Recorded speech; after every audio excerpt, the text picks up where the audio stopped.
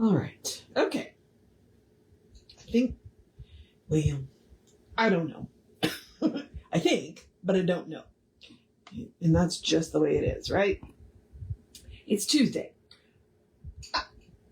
It may rain. I would like it to rain. I don't think it's going to rain. There's blue sky, a little sunshine, and some really weird clouds. And I'm just like, so, yeah. That's where we are this morning. But we are doing a new design for living. So let's do the housekeeping really quick. All the housekeeping is me reminding you we are Creative Life Spiritual Center. Website is creativelife.org. Constant contact email, info@creativelife.org. That gets you one email a week, tells you what's going on for the week and the month. The hot links are hot. Nobody's going to see your email. You won't end up on anybody else's email list because of us. Social media. I only mention it because we don't monetize it. We don't want to deal with the ads any more than you do.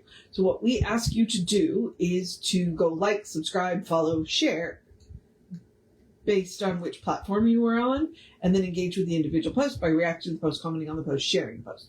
Bumps us in the algorithms, more people see our stuff, and let's be honest, that's the goal of social media. So it's a free and easy way that you can support the center. Okay. So new design for living is the process of science of mind. As Jesse points out regularly, Dante's in here and he's eating from the food bowl, and I believe his brother probably spilled the food bowl, and so he's eating food off the floor now. They are such weird cats, but it cracks me up. Sugar! Oh, Sugar peeked in and then turned around. She wants something, and I don't know what. It's springtime down here, so everybody's just being weird. Okay, so as Jesse likes to point out, when you treat for something, when you pray for something, the universe doesn't just hand you what you treated for generally. It hands you a process to get there, right? So, and this was one of the last books that Ernest put out towards the end of his career, and I think what it was is he's like, okay, we've done enough theory. Let's actually talk about how to do this. So, put it into practice. We are currently in chapter 11, You Live Today, and today our title is Don't Get in a Rut. And I do talk about that. I haven't in a while talk about ruts, because there's a difference between a groove and a rut.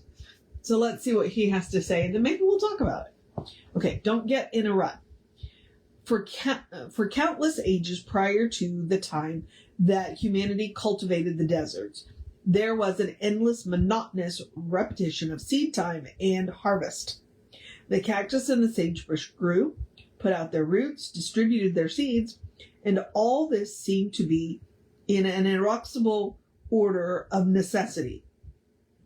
But when volition entered, when someone decided that it didn't have to be that way, the whole scene changed.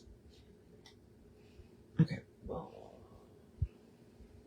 The creative soil, which had perpetuated a growth which was useless to the needs of humanity, readily lent itself to a new purpose.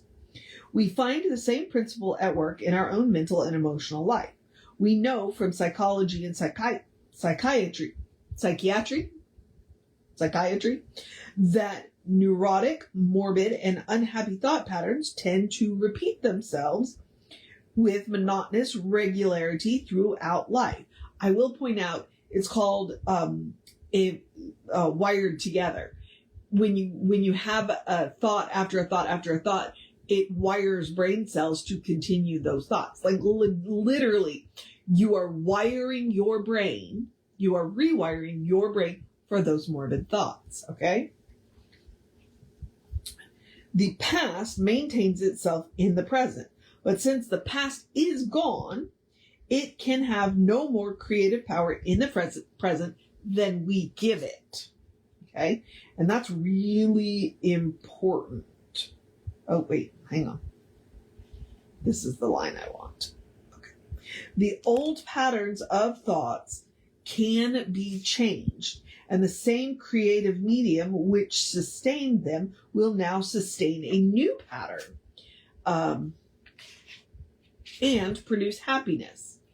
And here's where I want to remind you, you don't break a habit, you replace a habit. So every time you catch yourself thinking in that negative thought pattern, you replace it with the preferred thought pattern, okay? And you just keep doing it until you create the new habit. And science says it can take 21 days. So don't give up, okay? 21 days is 3 weeks. You got to give yourself at least a month.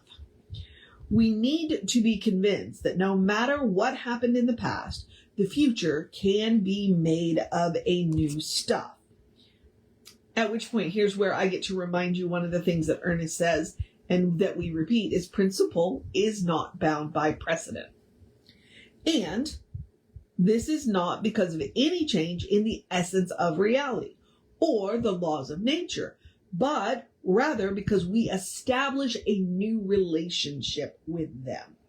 So we're still using the same laws, same creativity, we're just using it differently, okay? We need to keep foremost in our minds that the laws of nature are never bound by precedent. You heard me say it, principle is not bound by precedent. For example, no matter what is growing in our garden, we can uproot it, sow new seeds, and out of the same soil produce a different crop. Why then shouldn't this be equally true of our mental life?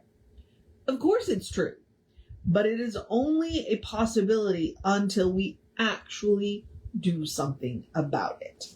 Okay? And that, you gotta take that first step.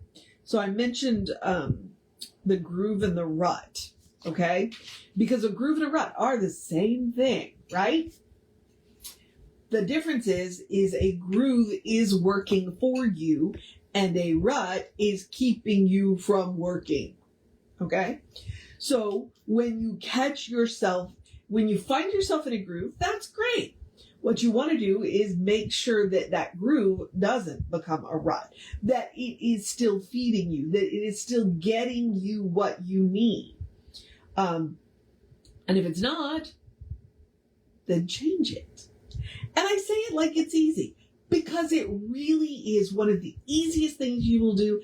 And yet, I understand it's one of the hardest things you will do because you are literally changing your mind. I started out talking about wired brain cells.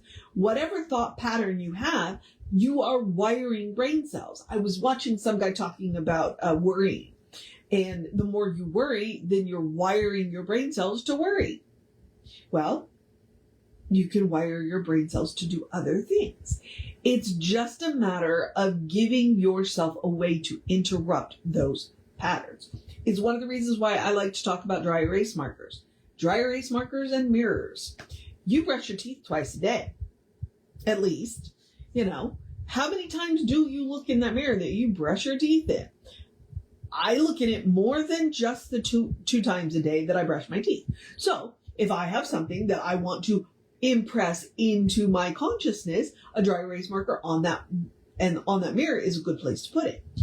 I have also posted things on my front door, on the inside of my door. So as I'm leaving my house, I will see them.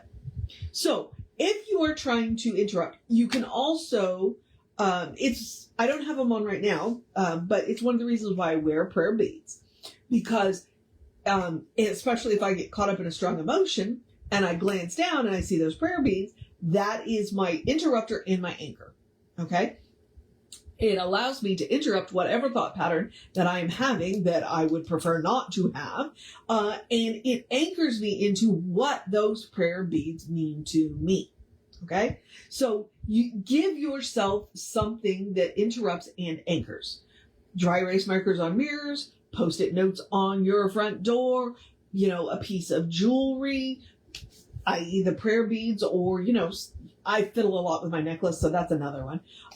So that, give yourself something so that when you catch yourself in that rut, you can interrupt and replace, interrupt and replace, interrupt and replace until you get the new habit.